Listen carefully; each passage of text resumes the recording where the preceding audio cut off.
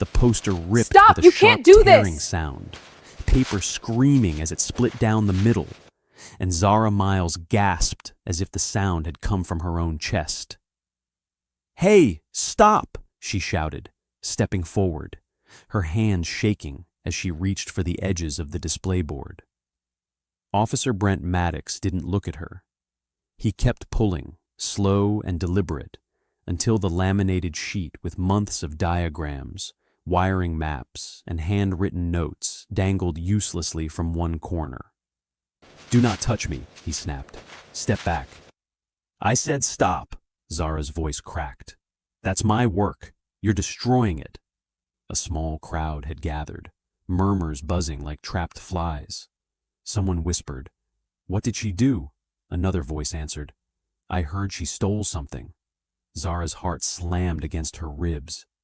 "I didn't steal anything," she said, louder now. "I'm a finalist. I'm supposed to be here." Maddox finally turned to her, his eyes cold and assessing, lingering on her hoodie, her scuffed sneakers, her tightly braided hair. "You're not listed at this station, and that badge says visitor." He reached out and yanked the plastic card from her neck. Zara grabbed for it instinctively. "Give that back. They made a mistake at registration." "Back up," he barked, stepping into her space. "You don't get to tell me how this works." Her backpack lay open on the table, wires peeking out, the dull gray curve of the prosthetic arm visible beneath foam padding. Maddox seized the bag and dumped it upside down. Metal clattered to the floor. A notebook slid out and skidded under his boot. "Stop!" Zara cried. "Please, that arm is calibrated. You can't just—" Too late.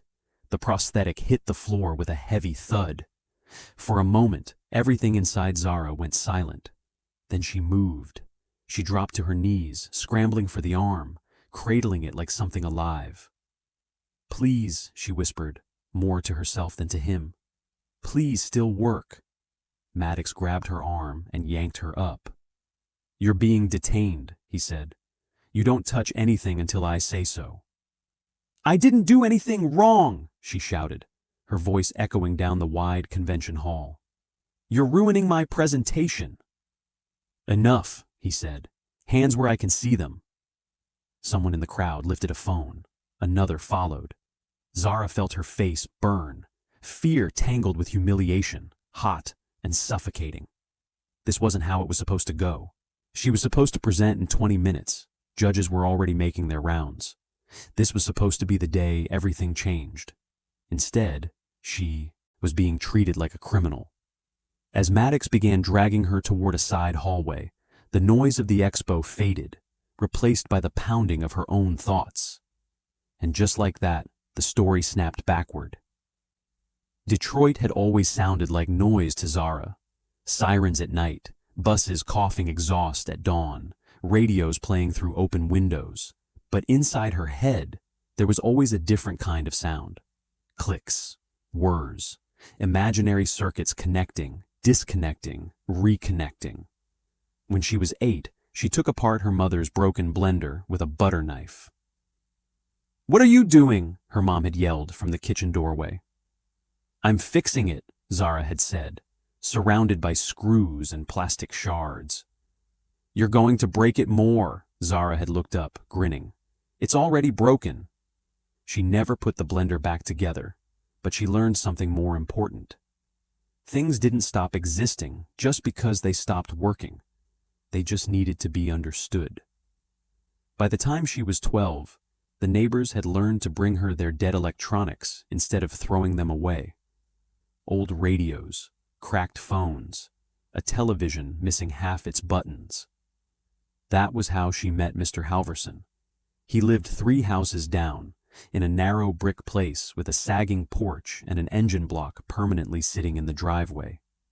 He was missing his left arm from just above the elbow, a fact Zara noticed immediately, not with fear or pity, but curiosity. "Lost it years back," he told her when she finally asked. "Factory accident." "Do you have a prosthetic?" she'd asked. He'd laughed, a short, bitter sound. "You got 50 grand lying around?" That question stayed with her. She watched the way he struggled to hold tools steady, the way he adapted, clever and stubborn, wedging parts against his knee or the edge of a table. She saw how tired he got, how he hid it. One afternoon, she blurted out, "What if it didn't have to cost that much?" He raised an eyebrow. "Kid, if you figure that out, you'll be famous." She didn't want to be famous. She wanted to fix something. At Easton Industrial High, the robotics club met in what used to be an auto shop. Half the lights didn't work. The 3D printer jammed constantly. But Zara stayed late, night after night, soldering salvaged boards, teaching herself neural signal basics from library books and free online lectures. Her mentor, Dr. Elena Vargas, lived thousands of miles away and appeared on Zara's cracked laptop screen once a week. "You're thinking too complex," Dr. Vargas had said gently one night. "Start with the signal. Everything else comes later." Zara nodded, exhausted, hair escaping her braids. "I just want it to respond faster, like it knows what the user wants before they finish thinking it." Dr. Vargas smiled. "That's the dream, Zara, and you're closer than you think." 16 months later, the Neuralink arm flexed its fingers for the first time in response to a thought. Zara had cried then too. Winning the state showcase felt unreal. Standing on that stage, holding a cheap plastic trophy, she kept waiting for someone to tell her there had been a mistake. But there hadn't been. "National Future Tech Conference," the letter said. "Finalist." Her mom had hugged her so hard she could barely breathe. "You did this," she kept saying. "You did this." The bus ride to Raleigh was long and uncomfortable. Zara barely slept, her backpack hugged to her chest the entire way. When she arrived at registration, the volunteer frowned at the screen. "Are you sure you're supposed to be here?" the woman asked. Zara smiled nervously. "Yes, ma'am. I'm Zara Miles." The volunteer clicked again, paused. "Well, I don't see—" "Here, take this for now." She handed Zara a visitor badge. "We'll sort it out later." Zara hesitated. "But I'm presenting." "We'll fix it," the woman said, already waving the next person forward. Zara told herself it was fine. Just a mistake. She didn't know that mistake would follow her all the way to the floor, to the sound of paper tearing, to a hallway where a man with a badge and a gun would decide she didn't belong. As Maddox shoved her toward the maintenance corridor, Zara clenched her fists, tears blurring her vision. "I didn't do anything wrong," she whispered again. But he didn't answer. The hallway smelled like bleach and dust, the kind of place no one was meant to linger. Zara stumbled as Maddox shoved her forward, the door swinging shut behind them with a dull clang that echoed too loudly. "Stand right there," he said, pointing to a blank section of wall. "I need my arm," Zara said quickly. "The prosthetic. You dropped it. If the sensors shift—" "Quiet." "I'm serious," she pressed, panic rising. "You can damage the neural pads. They're calibrated to—" "I said quiet," Maddox snapped, stepping closer. "You don't get to explain anything right now." Zara pressed her back against the wall, her hands trembling. Her mind raced through worst-case scenarios. A cracked sensor, a loose wire, weeks of work undone in seconds. Her presentation slot was slipping away, minute by minute. "This is illegal," she said, her voice shaking, but loud enough to surprise even herself. "You can't just detain me like this. I didn't consent to any search." Maddox laughed softly, the sound making her stomach twist. "You kids always think you know the law." "I do," she shot back. "My mentor is a judge at this expo, Dr. Elena Vargas. You can call her?" "Sure," he said flatly. "And I am the president." He reached for her backpack again. "Don't touch that." Zara stepped forward instinctively. Maddox shoved her back with his forearm. "Hands up, now." Her breath caught. "Please," she said, the word tearing itself out of her throat. "You're going to break it. That arm is for amputees. It's not a toy." "Funny," he said, unzipping the bag. "Looks like a bunch of stolen parts to me." He pulled out her notebook and flipped through it roughly, pages bending under his fingers. Stop flipping it like that, she cried. Those notes. What? He interrupted. You afraid I'll find something? I'm afraid you'll ruin everything, she said, tears spilling over. That notebook is my work, my math, my training data. Training data? He scoffed. You expect me to believe you built this? Yes, she shouted. I built all of it. Her voice bounced off the walls, raw and desperate. Somewhere beyond the hallway, the expo buzzed with applause and conversation, life going on without her. Maddox held up one of the neural pads between two fingers. And you expect me to believe you know what this does? Zara swallowed hard. It reads electrophysiological signals from the scalp, translates them into motor commands using a lightweight adaptive model. If you bend it like that, he bent it further. Stop, she screamed. Something inside her snapped. You don't get to do this to me, she said, her voice suddenly low, fierce. You don't get to decide I'm guilty because you don't like how I look. Maddox's jaw tightened. Careful. No, she said, shaking her head. You're the one who should be careful. I have proof. Emails, judges. You're going to regret this. He stared at her for a long moment, eyes hard. Then he reached for his radio. I've got a non-compliant individual, he said. Possible theft, refusing to cooperate. Zara's stomach dropped. What? I'm cooperating. I showed you everything. He ignored her, lowering the radio. Sit down. I'm not sitting, she said. I haven't done anything wrong. Maddox stepped closer, his shadow swallowing her. Sit. Down. Her legs gave out before her pride did. She slid down the wall, hugging her knees, tears streaming freely now. She felt small, powerless, like the floor might open up and swallow her whole. She thought of her mom, probably at work, checking her phone whenever she could. She thought of Mr. Halverson, who had texted her that morning. You're gonna change the world today, kid. She pressed her fist to her mouth to keep from sobbing. Out in the expo hall, Kendrick Lee had noticed the commotion the moment the crowd shifted. What's going on over there? He asked the girl next to him. She shrugged. I think security's busting someone. Kendrick frowned. He'd seen Zara earlier, hunched over her table, carefully aligning wires with steady hands. She hadn't looked like someone causing trouble. He slipped his phone out and followed at a distance, heart pounding. When he reached the hallway entrance, he hesitated, then hit record. Inside, Zara's voice echoed. You can't do this, she was saying. I'm a finalist. Maddox's voice followed, sharp and dismissive. You should have thought about that before bringing suspicious equipment in here. Kendrick sucked in a breath. Suspicious equipment? He leaned closer, careful to stay out of sight. Please, Zara said again, softer now. My presentation is in 10 minutes. Maddox snorted. Not anymore. Those words landed like a blow. Zara looked up at him, disbelief cutting through her fear. You're stopping me from presenting? Until we sort this out, he said. And if you keep running your mouth, I'll have you removed entirely. Her chest felt tight. You can't do that. This is my future. He shrugged. Should have thought of that. Time dragged. Every second felt heavier than the last. Zara wiped her face with the sleeve of her hoodie, smearing tears across the fabric. She forced herself to breathe. Think.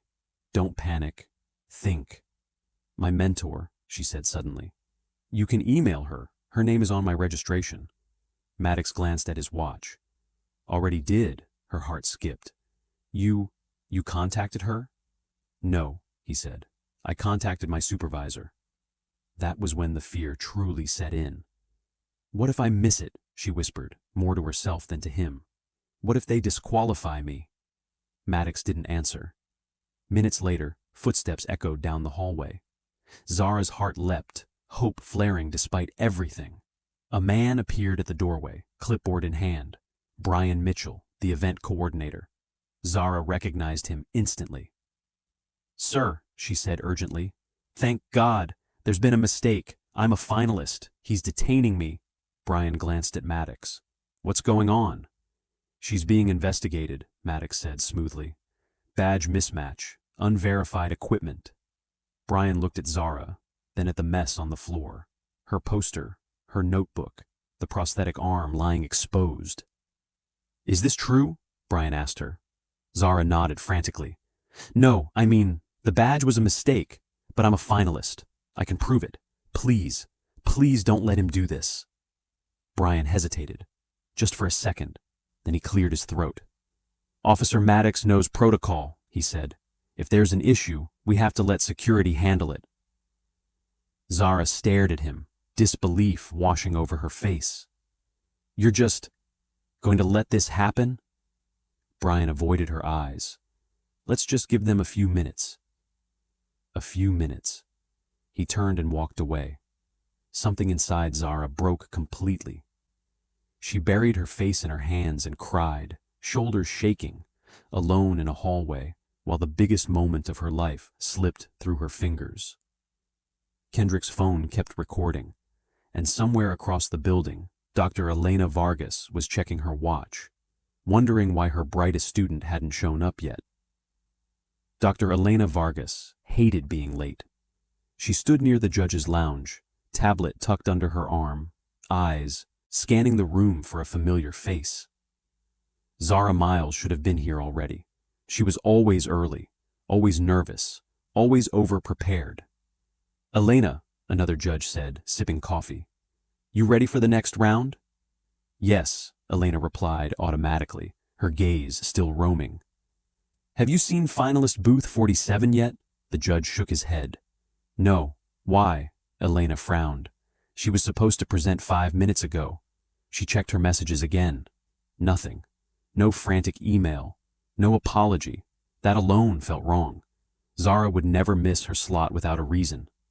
Back in the hallway, Zara's tears had slowed, replaced by a numb, hollow ache. Her head throbbed. Every so often, she wiped her face and forced herself to breathe, afraid that if she stopped, she might not start again. This isn't fair, she whispered, staring at the cracked edge of her poster.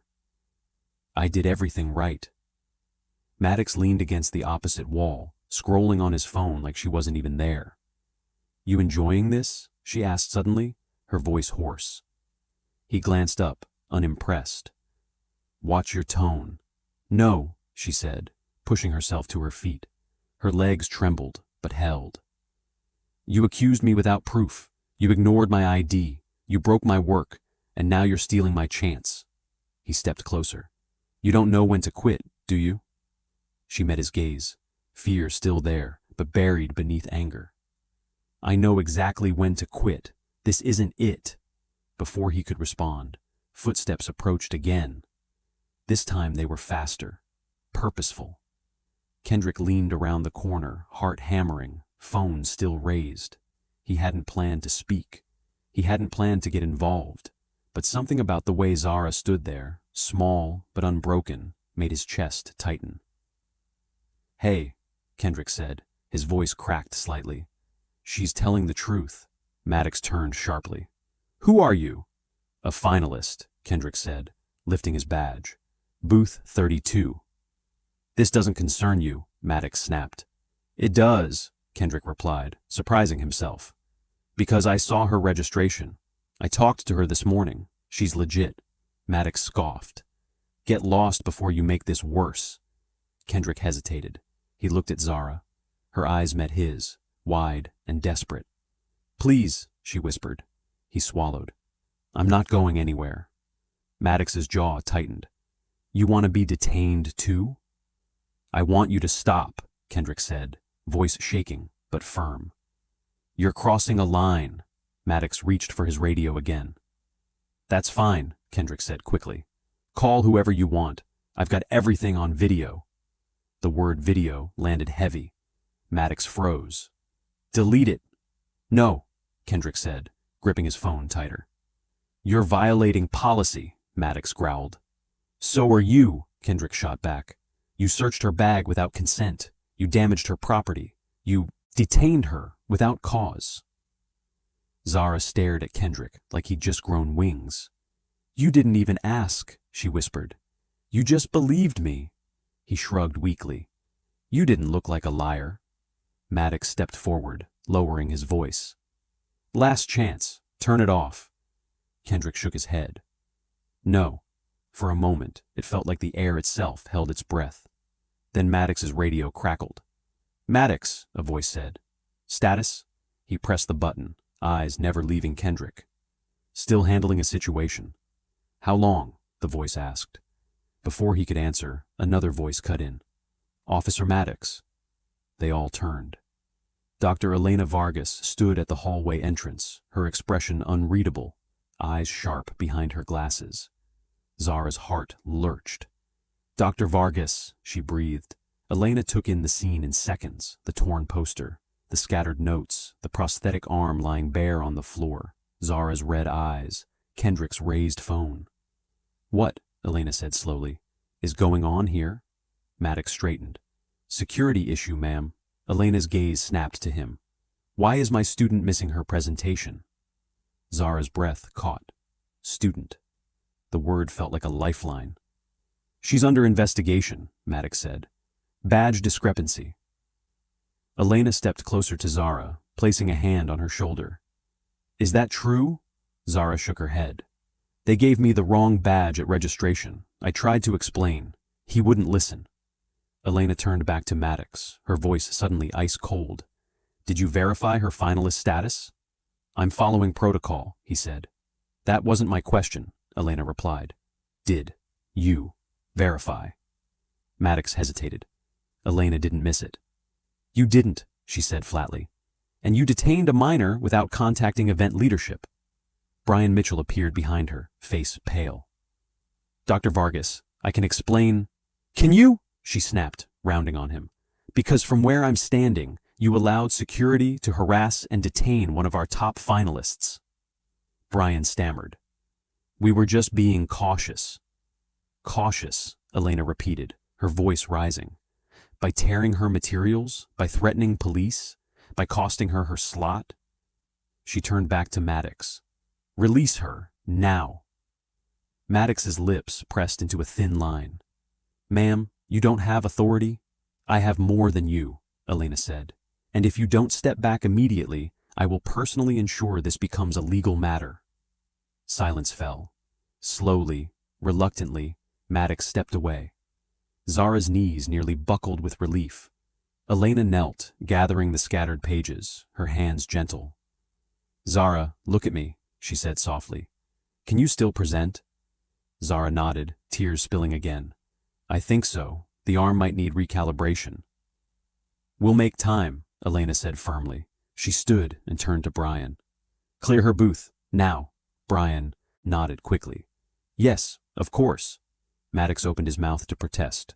Elena cut him off. You are done here. 2 uniformed campus officers appeared at the end of the hall, responding to the call. Elena pointed at Maddox. This man detained a minor unlawfully. There is video evidence. Kendrick lifted his phone slightly. I have the whole thing. Maddox's face drained of color. Zara watched it all like she was underwater. Sounds muffled. Reality blurred. She hugged the prosthetic arm to her chest, as if afraid someone might take it again. Come on, Elena said gently. Let's get you ready. As they walked back into the bright, buzzing expo hall, Zara felt hundreds of eyes turn toward her. Whispers followed. Phones rose. She swallowed hard. Her heart was still racing. Her hands still shook. But beneath the fear, beneath the anger, something else burned. Determination. They had tried to erase her. Instead, they had given her an audience. The fluorescent lights of the expo hall were harsh, but Zara didn't notice. She barely noticed anything except the prosthetic arm cradled in her hands, and the way her chest was still tight from running on pure adrenaline. Elena had walked with her, side by side, the entire way back to her booth, but Zara hardly felt the warmth of support. Her focus was locked entirely on the task ahead. Okay, Elena said softly, kneeling beside the table. Let's get your arm back in working order. Are the neural pads still aligned? Zara unzipped her backpack carefully, eyes scanning each piece. The arm looked intact. Mostly. I think the middle sensor shifted. I can fix it in 2 minutes. She paused. Her hand shook as she placed it on the table. If I miss a signal, it'll throw everything off. You'll be fine, Elena said firmly. Just breathe and focus. Nobody here can do this but you. Zara's throat tightened. Focus. Breathe. She nodded, taking a deep, shaky inhale and exhale. Her fingers worked over the wiring, adjusting the pads, tightening screws, checking the flex of the fingers. Every movement made her heart pound harder. Time ticked down, and with each second, the pressure grew. In the background, the hum of the expo hall was deafening. Booths around her buzzed with presentations, students explaining complex inventions with calm, polished confidence. Cameras flashed. Judges whispered among themselves. And every so often, Zara's gaze flicked toward Officer Maddox, who had been moved to a corner but was still watching, lips pressed tight in visible irritation. You can do this, Kendrick said quietly from the side, holding his phone low, ready to capture anything else that might happen. Just like you practiced.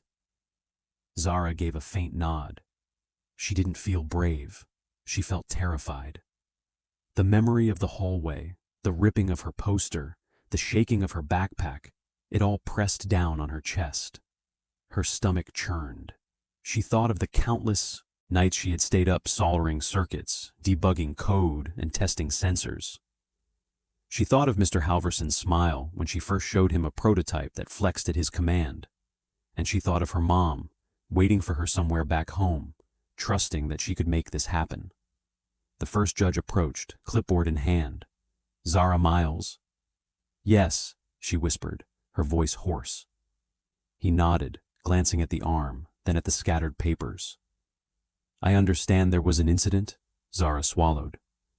Yes, sir, but I'm ready to present. The judge's brow furrowed, but he stepped back politely. Then the floor is yours. Zara took a breath and extended her arm. Her fingers brushed over the neural pads, her hand trembling slightly.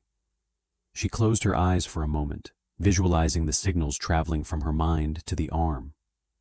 Each thought was like a spark she had to catch before it faded. She inhaled again. Ready, she said quietly.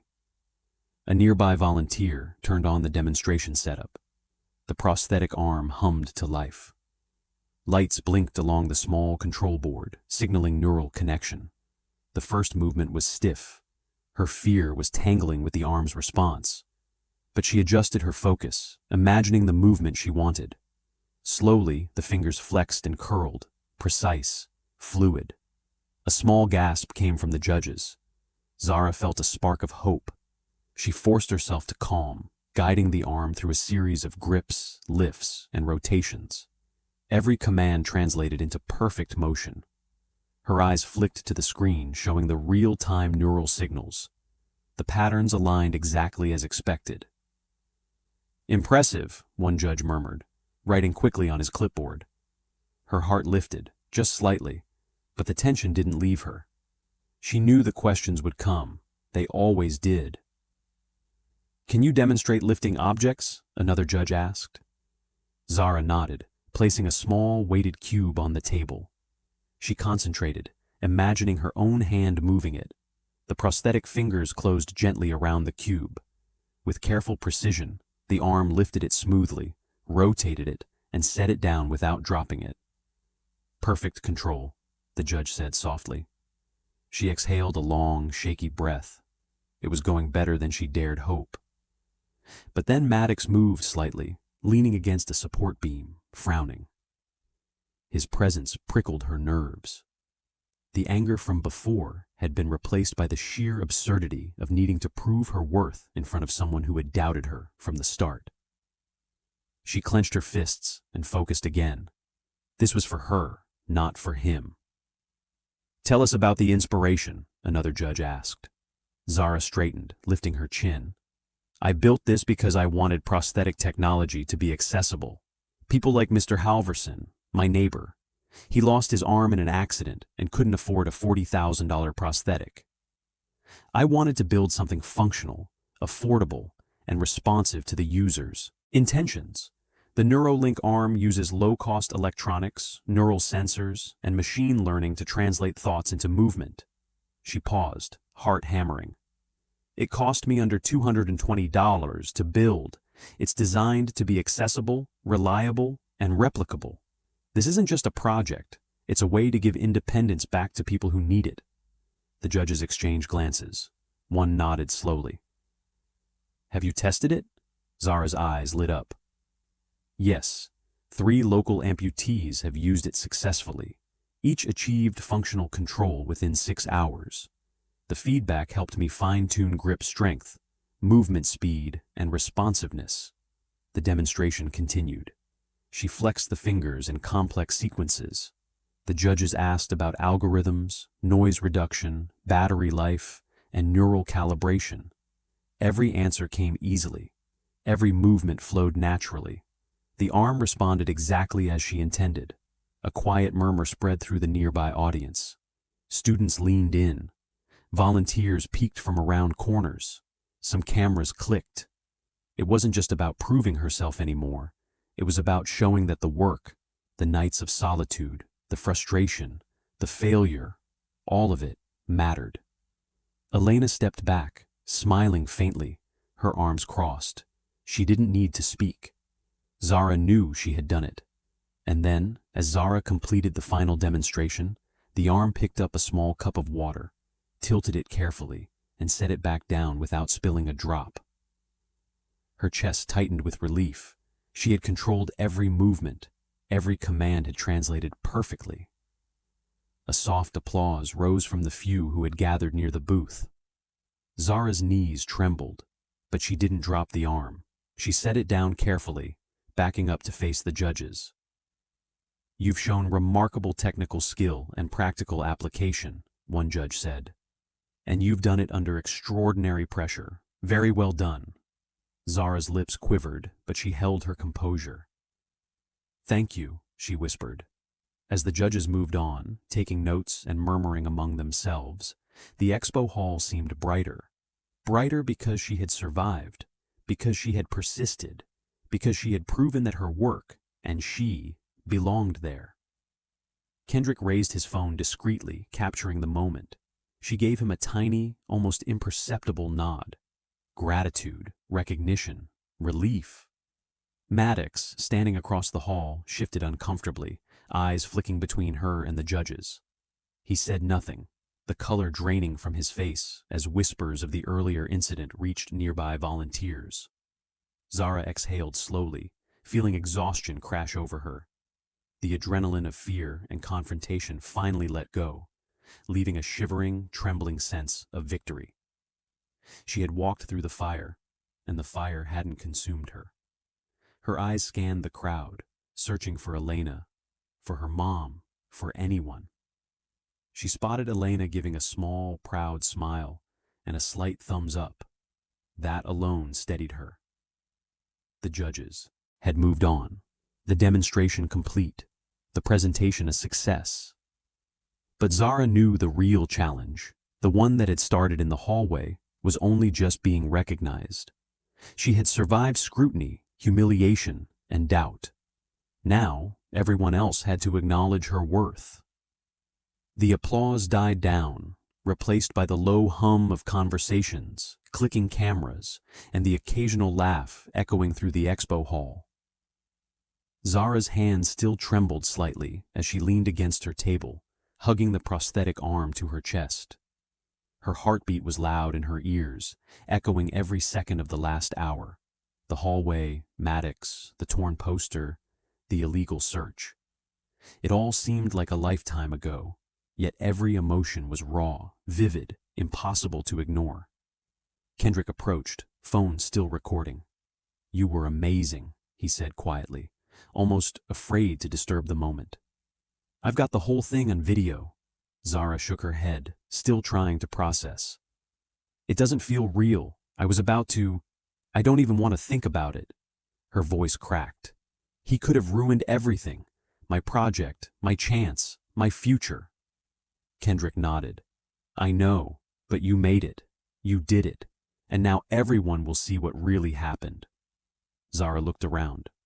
Judges were walking toward other booths, volunteers adjusting displays, students chatting animatedly.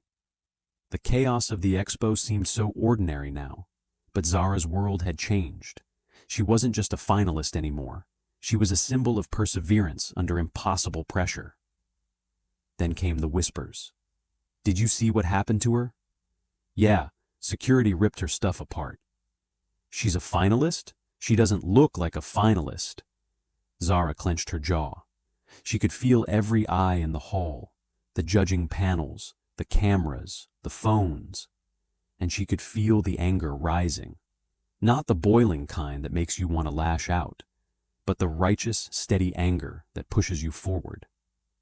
Elena stepped beside her, voice soft but firm. "You handled that perfectly, and now the truth will come out." Zara exhaled, leaning on the table. "I don't know if people will believe it. I can't even process what just happened. I thought my work didn't matter." "It always mattered," Elena said. "And now, thanks to Kendrick, there's video evidence. That officer's actions are going to have consequences." Zara's chest tightened. She had to force herself to focus. The National Future Tech Conference wasn't just about proving she could build a prosthetic arm. It was about standing for every student who had ever been doubted because of their appearance, their background, or where they came from. And now she had a chance to do just that. By mid-afternoon, the expo hall had quieted. Maddox was nowhere to be seen, escorted away by event officials after Elena had made it clear his presence was no longer welcome. Word had begun to spread. The finalist who had been harassed, whose materials had been damaged, had just delivered a flawless presentation under extreme pressure.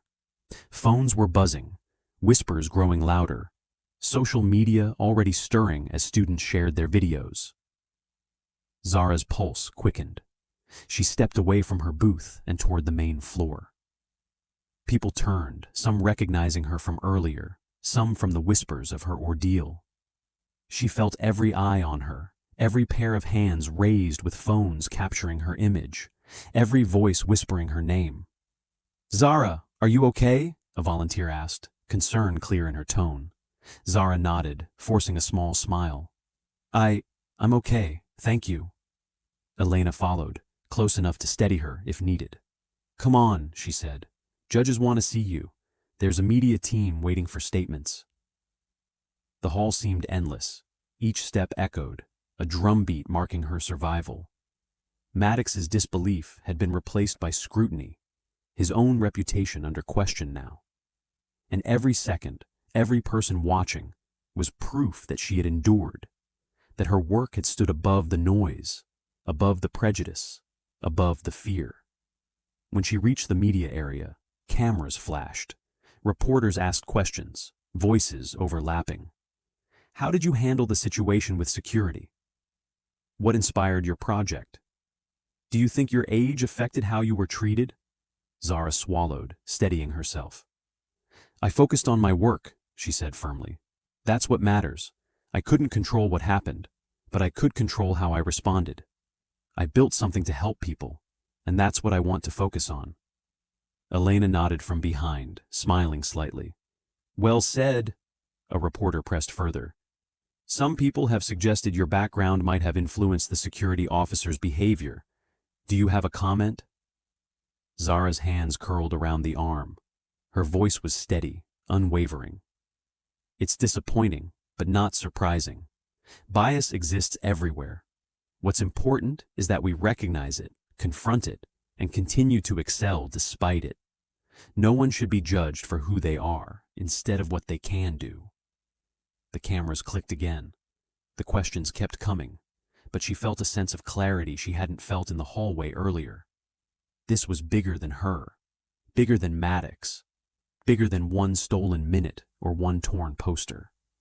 She was speaking for every student who had ever been underestimated. By the evening, word had spread beyond the expo. Videos captured by Kendrick and other attendees went viral online. Social media erupted with outrage over the harassment. Messages of support poured in. Some came from students who had faced similar treatment. Some came from engineers, scientists, and tech companies impressed by both her skill and her courage. Zara sat on the edge of her booth, exhausted but glowing with a strange kind of energy. "I can't believe this," she whispered. "I can't believe it's happening." Elena crouched beside her. "Believe it. You earned every bit of attention, and more importantly, you proved yourself to the people who doubted you. Not just Maddox, but everyone who underestimated you." Zara let herself smile for the first time since the hallway. Small, shaky, but real. I didn't think I could do it after what happened." "You did," Elena said simply. "And now everyone knows it. Not just the judges, not just the expo, but the world." Kendrick came over, still holding his phone. "People are sharing the video. It's already trending." Zara's breath caught. "Trending?" "Yes," he said, grinning. "People are outraged. They're supporting you. They're seeing the truth." Her heart lifted, but it was tempered by exhaustion and the weight of everything she had just endured. The fear, humiliation, and tension of the last hours pressed against her chest like a stone. Yet, underneath it all, a seed of hope had taken root. She looked down at the Neuralink arm, flexing gently in her hands. It wasn't just a project. It was a testament to her resilience.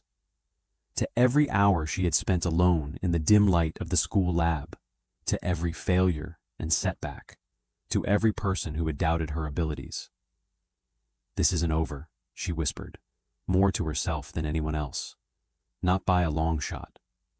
And for the first time in what felt like an eternity, Zara allowed herself to feel pride, not just in her work, but in herself. She had faced fear, intimidation, and prejudice head-on. She had survived, and she had done more than survive. She had thrived. As the expo hall lights dimmed for evening cleanup, she stood, holding the arm close. Elena placed a hand on her shoulder again. "Tomorrow, you'll hear your results, but tonight, you've already won in ways that matter far beyond any medal." Zara nodded, feeling the weight of her journey settle into something steadier. Exhaustion and triumph mingled in a strange, electric way. She knew the night ahead would be long, filled with messages, calls, and media attention. But for the first time since the confrontation, she felt ready, not just for recognition, but for the work that lay ahead. And in that moment, standing among the buzzing floor of the expo, with cameras flashing and whispers of her name echoing, Zara realized something profound. She had survived the storm. She had endured every doubt, every threat, every injustice. And the world was finally beginning to see what she had always known. She belonged. The next morning, Zara woke with a mixture of nerves and anticipation twisting her stomach into tight knots. The events of the previous day played through her mind in rapid flashes. The hallway, Maddox, the tearing of her poster, the crushing weight of humiliation, and finally, the fierce resolve that had carried her through the presentation. She ran a hand over the Neuralink arm, sitting carefully on the table beside her bed.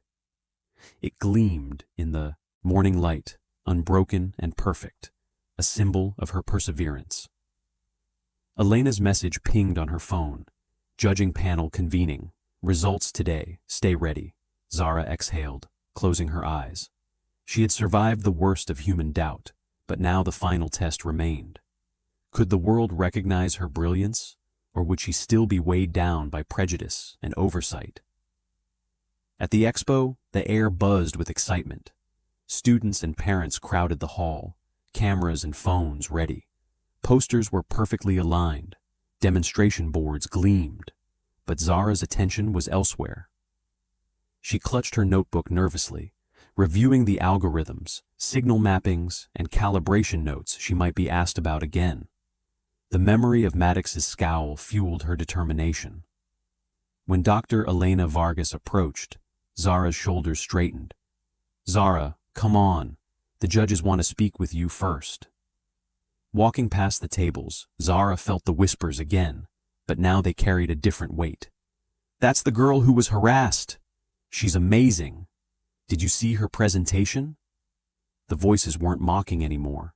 They carried admiration, recognition, respect. The judging panel gathered in a semicircle. Head judge Dr. Nathaniel Rhodes stepped forward, his expression serious but kind.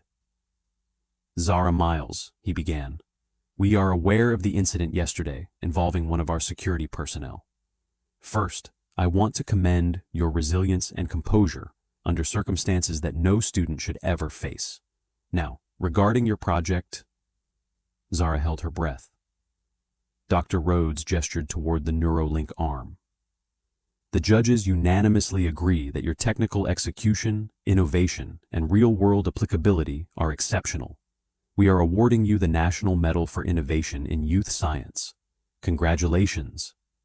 Zara's knees nearly buckled. Her mouth opened, but no words came. She blinked rapidly, trying to process the announcement. Tears welled, unbidden, as the room erupted into applause. Judges nodded, volunteers clapped, and even students from other booths cheered. Elena squeezed her shoulder. You did it. You really did it. Zara finally managed a whisper, her voice thick. I can't believe it. After everything. Dr. Rhodes handed her the medal and certificate. Your perseverance, ingenuity, and courage are an inspiration to all, and we are aware of the misconduct that occurred. Actions are being taken to ensure accountability. Zara's mind flashed to Maddox. She had been powerless before, humiliated, doubted, almost stripped of her achievement. Now the world had seen her talent, her strength, and the injustice she endured. She felt a fierce surge of vindication. Outside the judging area, reporters gathered. Cameras flashed. Questions flew like arrows. How did you stay focused? What inspired this invention? What do you say to those who doubted you? Zara steadied her voice. I focused on the people this technology could help. I focused on the problem, not the prejudice. I built something to give independence back to those who've been denied it. And I hope this inspires other students, especially those who feel overlooked, to persevere. The story quickly spread beyond the expo hall. Social media exploded with videos from Kendrick and others. Headlines read, Teen Inventor Triumphs Over Discrimination at National Expo, and Neuralink Arm Promises, Affordable Prosthetics, Young Scientist Stands Her Ground. Messages of support flooded in from students, engineers, and professionals around the world. Meanwhile, Maddox faced the consequences of his actions. Event organizers conducted an internal review, using Kendrick's video as undeniable evidence of racial profiling, illegal detention, and destruction of property. Within days, Maddox was relieved of duty, and legal action was taken. By 6 weeks later, he had been convicted of civil rights violations and sentenced to 18 months in federal prison with fines for damages and misconduct. Zara didn't feel joy in his downfall. She felt relief. Justice had been served, and she could finally move forward without the shadow of his prejudice hanging over her. Universities, companies, and tech incubators reached out almost immediately. Offers of mentorship, scholarships, and investment for her project arrived in her inbox faster than she could process. MIT, Stanford, and several other top engineering schools extended invitations, recognizing her potential and the groundbreaking work of Neuralink. 6 months later, Zara stepped onto the campus of MIT, carrying her backpack, laptop, and the Neuralink arm. The weight of the past months pressed on her, but she held her head high. She knew that while she had achieved something extraordinary, her journey had only just begun. She launched Second Chance STEM, a nonprofit initiative to provide underfunded students access to resources, mentorship, and guidance in science and technology. Her mission was clear: to prevent talented students from being sidelined by lack of access, prejudice, or skepticism. One evening, as she worked late in her dorm lab, testing a new version of the Neuralink arm with adaptive machine learning for smoother motion, she received a message from Mr. Halverson. Zara, you did it. You changed my life, and now you're changing the world. Her chest tightened. He had been her first test subject, her first inspiration, and he had believed in her when no one else did. She smiled faintly, a mixture of exhaustion, pride, and determination settling over her. Zara knew there would be more challenges ahead. Bias, skepticism, and obstacles were never fully gone. But she also knew the power of persistence, mentorship, and community. She knew that one voice could be amplified by courage and truth. Looking at the Neuralink arm on her table, she whispered, "This is only the beginning." And for the first time in months, she felt truly unstoppable. Months later, Zara stood at the podium of a packed auditorium, sunlight streaming through tall windows. Students, teachers, and young inventors filled the room, eyes shining with curiosity and hope. Cameras and phones were pointed at her, but she hardly noticed. She saw only the faces of the next generation, the ones she hoped to inspire. Her hands rested lightly on the Neuralink arm, now polished and fully functional. She had upgraded the sensors, improved the machine learning model, and created a portable, lightweight version for daily use. But the arm wasn't just a machine anymore. It was a symbol of perseverance, a testament to overcoming doubt, discrimination, and fear. Zara cleared her throat. "When I first started building this," she began, voice steady, "I was a 16-year-old student in a small lab with salvaged electronics, wires, and a dream. I wanted to create something that could help people regain independence, something affordable, accessible, and functional. But what I didn't realize was that building it would also mean proving my worth in a world that often doubts young people, especially those who look like me." She paused, scanning the room. Some students nodded, some smiled, and a few whispered to each other. She pressed on. "I faced moments when I was humiliated, when my work was almost taken from me, when I was doubted not because of what I could do, but because of how I looked. And I want to tell all of you, those moments don't define you. What defines you is how you respond. Your courage, your persistence, your willingness to stand for what you believe in." Murmurs of agreement spread through the audience. Zara felt a lump in her throat, but she forced herself to stay strong. This wasn't about her fear anymore. It was about impact. "Neuralink wasn't just about technology," she continued. "It was about access. It was about equity. And it was about showing that one person's vision, determination, and heart can change lives. Not just for myself, but for everyone who has been told no or made to feel invisible." The applause was soft at first, growing louder until the auditorium was filled with cheers. She smiled, feeling the weight of her journey lift slightly. She had started with a single idea, and a prosthetic arm built from scraps. Now she had a platform, a voice, and the proof that perseverance matters. After the event, journalists and tech mentors approached, asking about the Neuralink arm, the nonprofit, and her experience. Questions flew, but Zara answered each one carefully, emphasizing the impact on accessibility and the importance of giving underrepresented students the resources they needed. She remembered Maddox, the illegal search, and the humiliation she endured. But she didn't dwell. She had transformed those moments into motivation, and that transformation was visible to everyone. Later, as she returned to her lab, she found Kendrick waiting with his phone. "Hey," he said, smiling. "The video coverage exploded. People are calling it one of the most inspiring stories in the history of the expo. Some schools are already reaching out to implement mentorship programs because of it." Zara's heart lifted. "I didn't expect that. I just wanted to prove that this arm could help people." "You did more than that," Kendrick said. "You showed the world that talent can't be ignored, no matter what obstacles exist. That courage counts."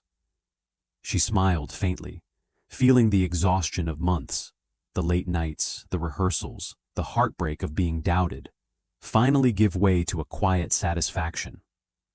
Over the following months, Zara traveled to conferences, universities, and high schools, speaking about her journey. Neuralink became a project with real-world applications, helping amputees in her community regain mobility. The nonprofit flourished, connecting students from underfunded schools with mentors in STEM, providing equipment, training, and opportunities. One day she visited Mr. Halverson, her first tester. His smile was wide, hand shaking slightly as he flexed the prosthetic arm. "Zara," he said softly, "you've changed my life, not just my arm. You've changed how I see the world." Tears pricked Zara's eyes. "You taught me why I started this," she whispered. "You reminded me that it's not about recognition. It's about impact." Her mother watched from the doorway, pride radiating from her. "You've done more than I ever imagined," she said, "and you've done it on your terms." Zara hugged the arm to her chest, reflecting on the journey from a small lab in Chicago to the national stage, from fear and discrimination to validation and recognition. She remembered Maddox, but she didn't hate him. Instead, she used his actions as fuel, proof that change required persistence, courage, and unwavering belief in one's abilities. In the evenings when she worked alone in her dorm, recalibrating sensors or testing new algorithms, Zara would think of the countless students who might follow her path. She imagined them in labs, tinkering with electronics, coding late into the night, dreaming big while navigating the prejudices and doubts of the world. And she knew her story, her persistence, and her advocacy could be their spark. The final night of the year, she posted a message on the nonprofit's platform. "No one can take your work, your ideas, or your dreams from you. They can challenge you, doubt you, or try to stop you, but perseverance, courage, and belief in yourself are stronger than any obstacle. Keep building, keep dreaming, keep fighting." That post went viral. Messages poured in from all over the country, from students, parents, educators, and even engineers inspired by her journey. Her story became a blueprint for resilience, a roadmap for young inventors facing discrimination, and a testament to the power of persistence and mentorship. Years later, when she walked across the stage to receive her degree from MIT, the crowd erupted. Flashbacks of the hallway, Maddox, the expo, and her first prototype filled her mind. She held the Neuralink arm close, a symbol of how far she had come. And as she glanced into the audience, she saw dozens of young students looking at her with wide eyes, hope burning bright. Some of them would go on to build incredible things, to challenge prejudice, to fight for accessibility and justice. And in that moment, Zara understood her true legacy. It wasn't just the technology she had built. It wasn't just the accolades or the scholarships. It was the courage she had shown, the doors she had opened, and the countless lives she would continue to inspire for generations. She smiled, eyes glistening, and whispered to herself, "This is only the beginning." And for Zara Miles, it truly was. If this story touched you, don't just watch. Take action and share it. Tell us your experiences in the comments. Have you ever been judged before anyone knew your full story? Have you witnessed discrimination and stayed quiet? Subscribe to Black Excellence Tales to follow more inspiring stories like Zara's, where justice triumphs, underdogs rise, and truth shines through.